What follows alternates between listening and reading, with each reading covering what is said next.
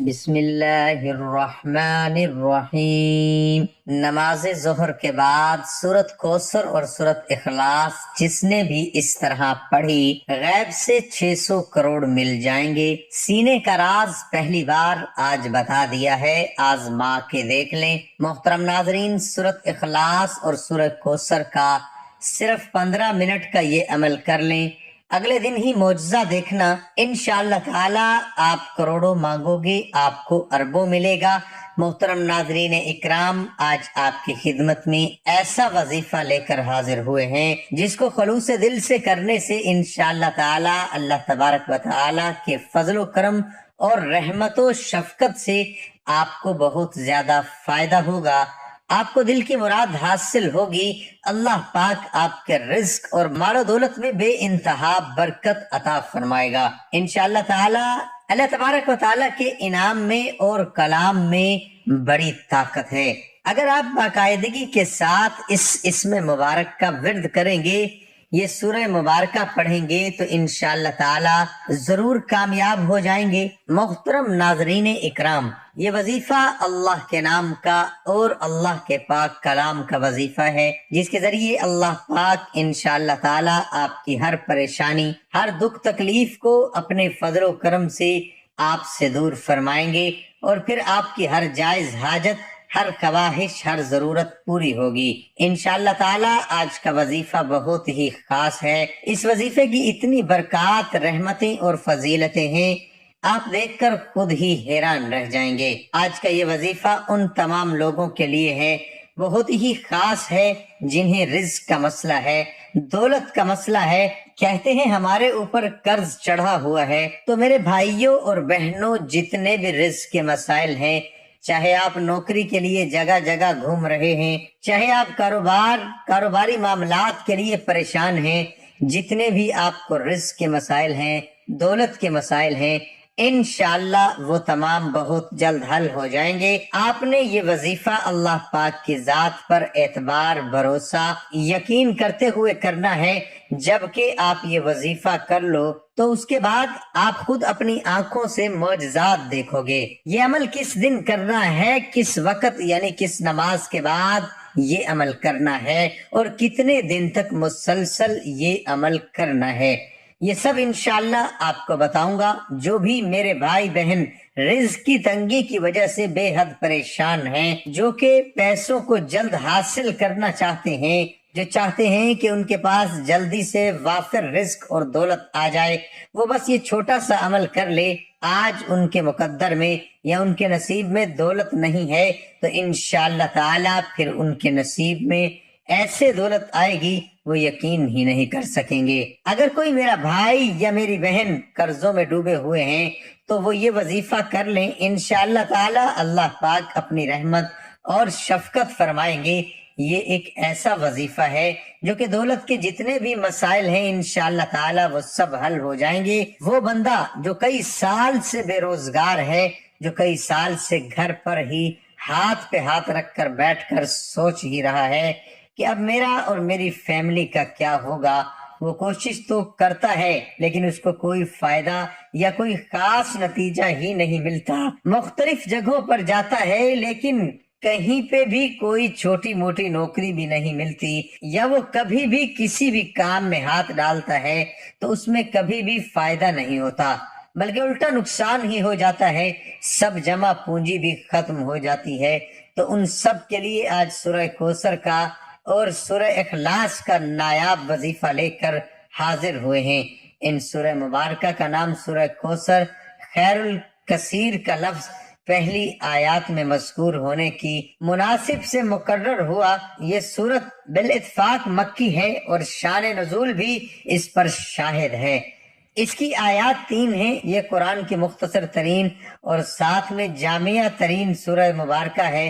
اس سورہ مبارکہ میں رسول رحمت تاجدار نبوت صلی اللہ علیہ وسلم کے لیے ایک اہم ترین خوشخبری ہے، اور ساتھ آپ صلی اللہ علیہ وآلہ وسلم کی رسالت کی تکمیل اور تا قیامت باقی رہنے کی ضمانت کا بھی اعلان ہے۔ جو بھی میرا بھائی یا بہن اس وظیفے کو سچے دل سے کرے گا انشاءاللہ وہ لازمی کامیاب ہو جائے گا۔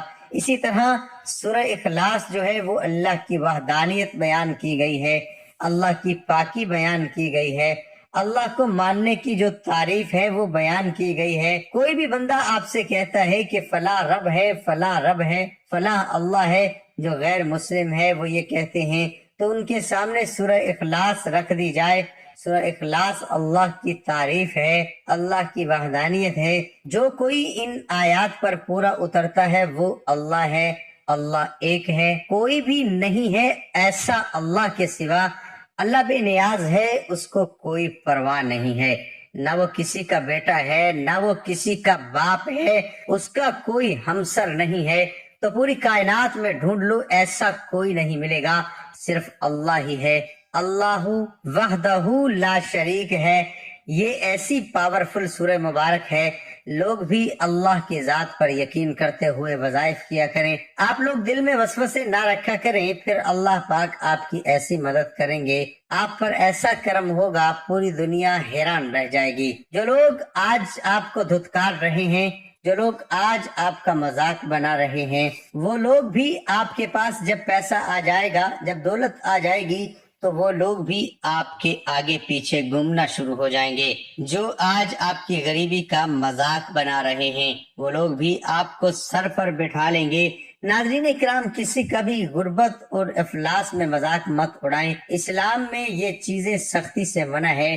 ایک حدیث پاک میں ہے، حضرت انس بن مالک رضی اللہ تعالی عنہ سے روایت ہے کہ رسول کریم صلی اللہ علیہ وآلہ وسلم نے ارشاد فرمایا، کتنے ہی لوگ ایسے ہیں جن کے بال بکھرے ہوئے اور غبار آلود ہوتے ہیں، ان کے پاس 2 پرانی چادریں ہوتی ہیں اور انہیں کوئی پناہ نہیں دیتا، لیکن اللہ تعالیٰ کی بارگاہ میں ان کا رتبہ اور مقام یہ ہوتا ہے کہ اگر وہ اللہ تعالیٰ پر قسم کھا لے کہ اللہ تعالیٰ فلاں کام کرے گا، تو اللہ تعالیٰ وہ کام کر کے ان کی قسم کو سچا کر دیتا ہے۔ ترمذی کی یہ حدیث ہے۔ ناظرین اکرام، جب آپ لوگ جو یہ وظیفہ کرنے لگو تو اس کے لیے وقت کی کوئی پابندی نہیں ہے۔ کسی بھی نماز کے بعد آپ وظیفہ پڑھ سکتے ہیں، چلتے پھرتے بھی آپ یہ عمل کر سکتے ہیں، جب بھی آپ کو وقت ملے آپ یہ کر سکتے ہیں، لیکن ظہر کی نماز کے بعد اگر کریں گے تو اس کی تاثیر بہت زیادہ ہو جائے گی۔ جب دیکھیں کچھ وقت آپ فارغ بیٹھے ہوئے ہیں تو وقت کو ضائع کیے بغیر بھی آپ فوراً یہ وظیفہ شروع کر دیں۔ جب آپ لوگوں کو لگے کہ اس وقت کوئی آپ کو تنگ نہیں کرے گا تو وقت پہ وظیفہ پڑھنا شروع کر دیں۔ اگر ظہر کے بعد یا کسی نماز کے بعد آپ کو ٹائم نہیں ملتا، سب سے پہلے 3 مرتبہ اعوذ باللہ من الشیطان الرجیم اور 3 مرتبہ بسم اللہ الرحمن الرحیم پڑھ لیں، لیکن واضح رہے کہ جس جگہ آپ بیٹھے ہوں وہ پاک صاف ہونی چاہیے۔ کسی گندی جگہ پر بیٹھ کے، کسی ایسی جگہ پہ بیٹھ کے آپ کو یہ وظیفہ نہیں کرنا ہے۔ آپ کو یہ وظیفہ نہیں کرنا چاہیے جہاں پر آپ کو شک ہو کہ شاید کسی بچے نے پیشاب کر دیا ہو۔ اگر کوئی ایسا مسئلہ ہے تو پھر اسی جگہ کو اچھی طرح سے 3 مرتبہ دھو لیں۔ اگر آپ گھر میں ہیں، آپ جائے نماز بچھا کے یہ وظیفہ سکون سے بیٹھ کر کر سکتے ہیں۔ اگر کسی کام پہ ہیں تو اس کرسی پر، اسی میز پر بیٹھ کے آپ وظیفہ کر سکتے ہیں۔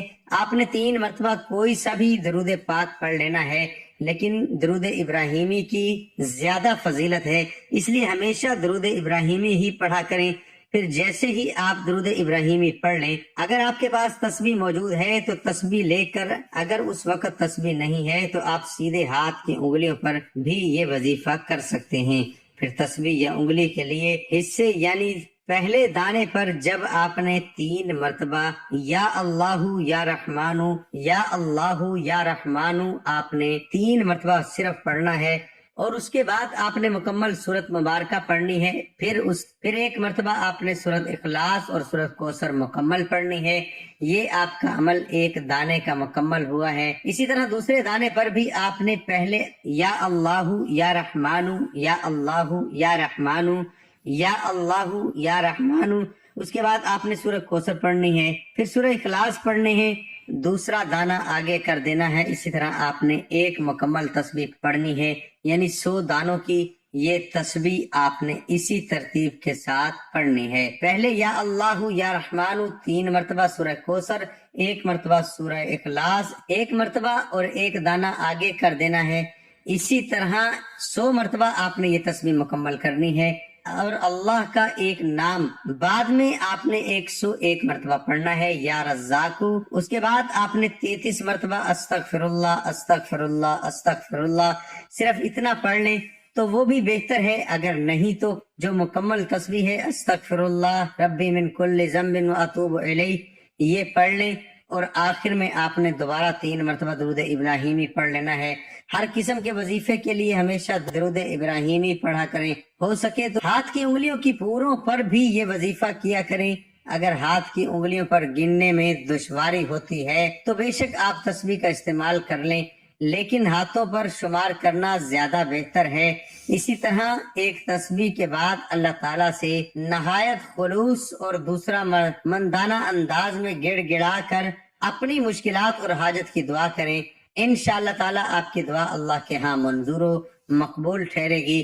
لیکن ایک بات واضح کر دیں، آپ صرف کسی وظیفے کے لیے ہی نماز نہیں پڑھتے، بلکہ نماز کو اپنی مستقل عادت بنا لیں۔ نماز کی اسلام میں بہت زیادہ فضیلت ہے۔ قرآن مجید میں کثرت سے نماز کے احکامات آئے ہیں، اور بہت سارے احادیث میں بھی نماز کی فضیلت بیان کی گئی ہے۔ بروز قیامت سب سے پہلے نماز کا ہی سوال کیا جائے گا۔ نماز پڑھو گے تو کامیاب ہو جائیں گے، ورنہ شاید دنیا میں تو کامیاب ہو جاؤ لیکن آخرت میں ذلیل و رسوا ہوں گے۔ اس وظیفے کو کرنے کی 2 شرطیں ہیں کہ 5 وقت کی نماز باقاعدگی سے ادا کی جائے گی، صرف اور صرف رزق حلال ہی کمائیں، پھر اس میں آپ خود بھی کھائیں اور اپنی فیملی کو بھی حلال کھلائیں۔ اس وظیفے کو سچے دل سے کیا جائے تو انشاءاللہ تعالیٰ آپ ضرور کامیاب ہوں گے۔ آخر میں دعا ہے کہ اللہ تعالیٰ ہمارے اس وظیفے میں کی گئی کسی بھی قسم کی کمی کوتاہی کو اپنی رحمت اور شفقت سے معاف فرمائے، اور ہمیں پکا اور سچا مسلمان بنائے۔ ہمیں 5 وقت کی نماز ادا کرنے کی توفیق عطا فرمائے، اور ہمیں صراط مستقیم پر چلنے کی توفیق عطا فرمائے۔ تمام دوستوں سے گزارش ہے کہ اللہ تعالیٰ کے 99 ناموں میں سے ایک نام کمنٹ میں ضرور ٹائپ کریں۔